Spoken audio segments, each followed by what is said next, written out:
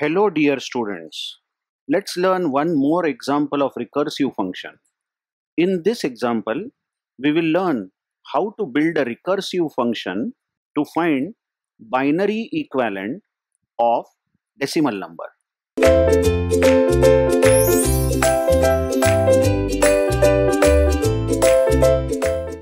So the function should take a decimal number as a parameter, and function should find what is the binary equivalent of that decimal number.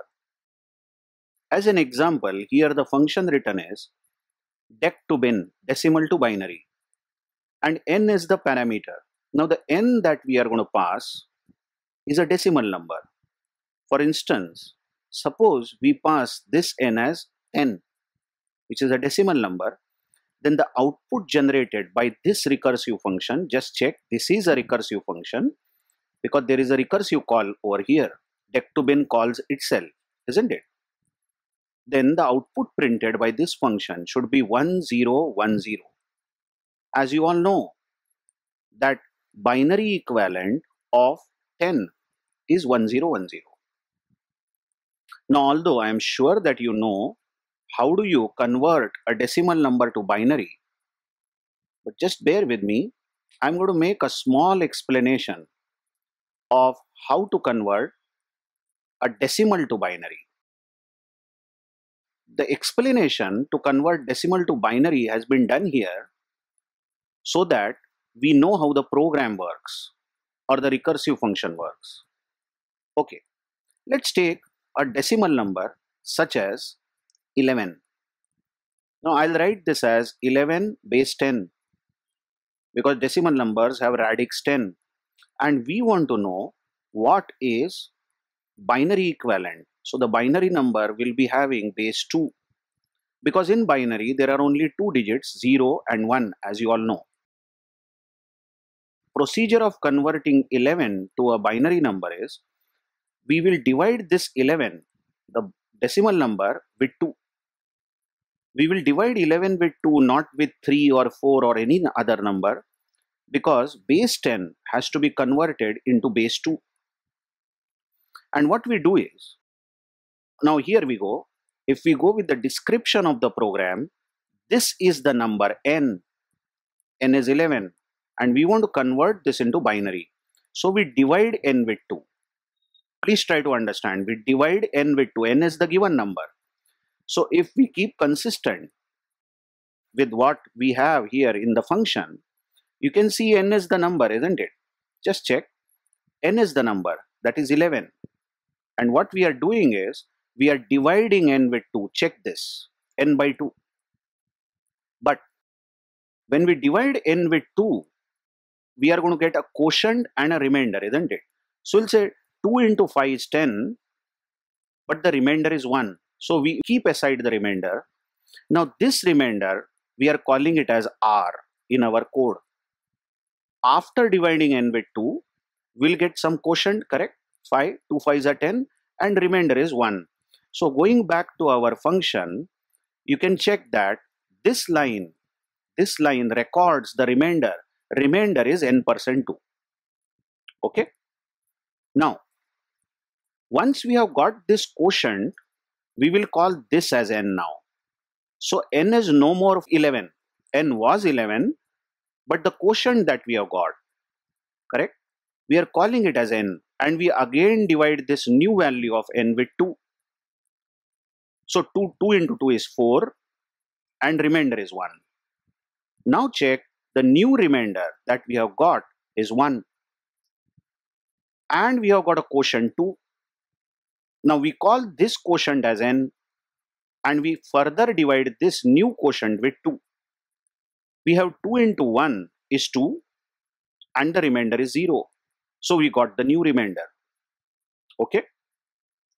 And the new quotient is called n again. So n was 11, then it changed to 5, then it changed to 2, now it is 1. Now we further try to divide this new value of n with 2. But you know division is not possible. The only thing you can do is, you can say 2 into 0 is 0 and the remainder is 1. So this is the new remainder. Correct? Two zeros are 0. Remainder is this one, same remainder we get as the quotient. And now if you call this new quotient as n, then you observe that n has dropped down from 11 to 0. N has now become 0. And if n becomes 0, we will stop. I mean, we will stop this process of division. Obviously, now there is no sense in dividing this number 0 with 2. You are going to get always 0 as the answer. By the way, the list of remainders that we have got are printed or are displayed from bottom to top. That means the output that will be produced is this last remainder will be printed first. Then this 0, which was the second last remainder, will be printed second, and so on. So 1011 is the binary number which is equivalent to 11, which is given in decimal. You can just put this procedure, in your own words like this, that repeat the process of dividing n with 2 continuously, and whatever is the quotient, you call it as n again, but you record the remainders that you get in the way. And once this n becomes 0, look how it converges to 0. We will print all remainders from bottom up. Okay, so this is the procedure. Fine. Now, coming back to this recursive function, how it works. Imagine that we have passed 11. Okay. Then this recursive function will start and execute all these lines. Now, one thing you observe, that the recursive function dec to bin is defined as void here. So dec to bin is not going to return any value back to main. Why am I telling you this? Is because all the previous recursive functions that we designed were returning some value. This is the first time when we are designing a recursive function which does not return a value. So you will see in this recursive code, return statement is missing. Obviously, it should be missing. And one more thing you observe is that this recursive function has if statement. Of course, in the earlier videos, I told that recursive function will definitely have if, because it has to check the base case.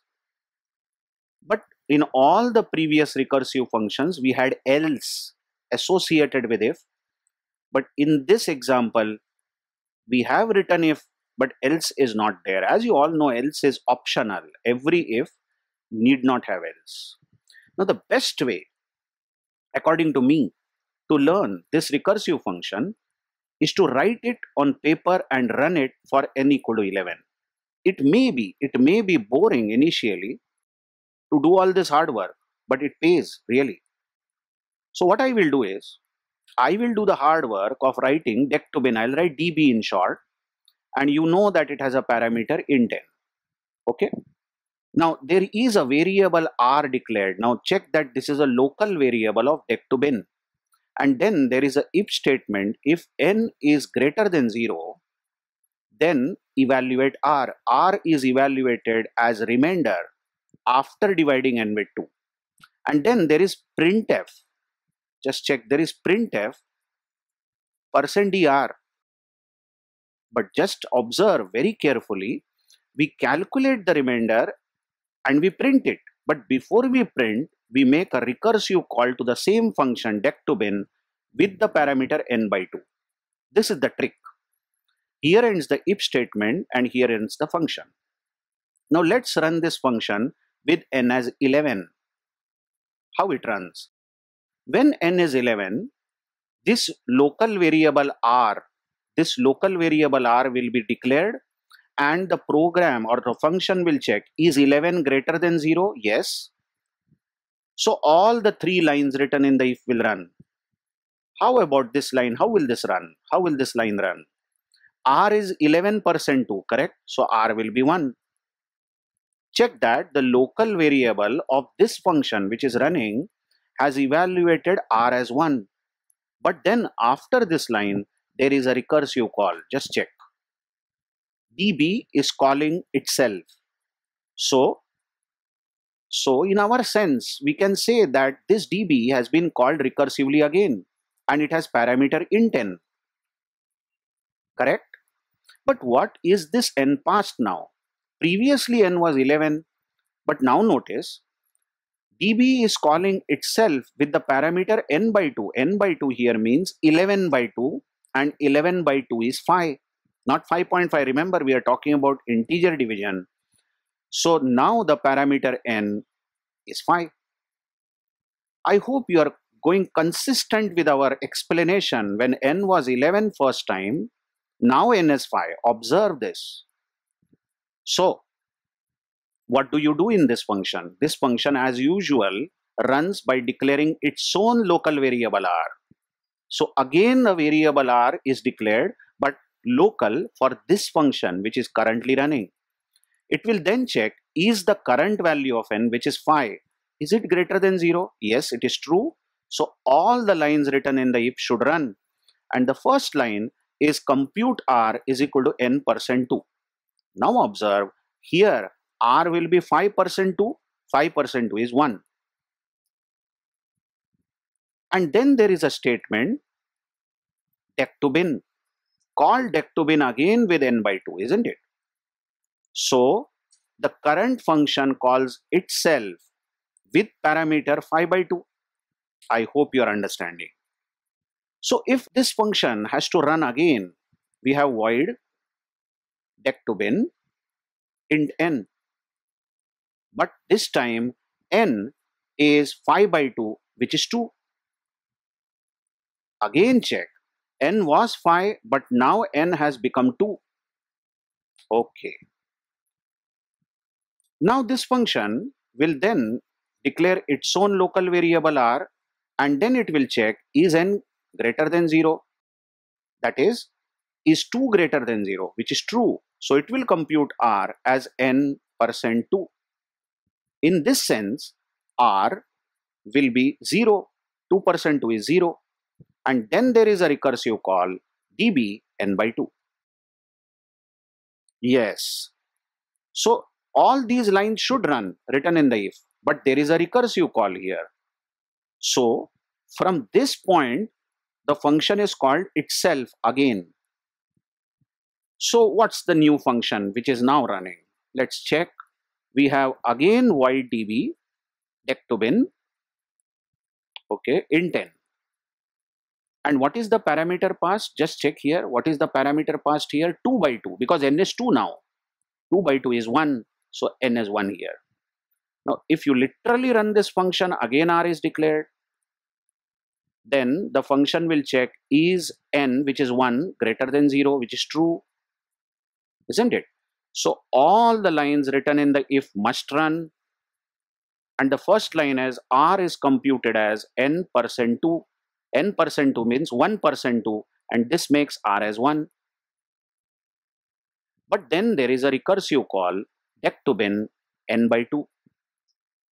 So db dec to bin is called with 1 by 2 as the parameter, and now the new function dec to bin starts all over with parameter int as n.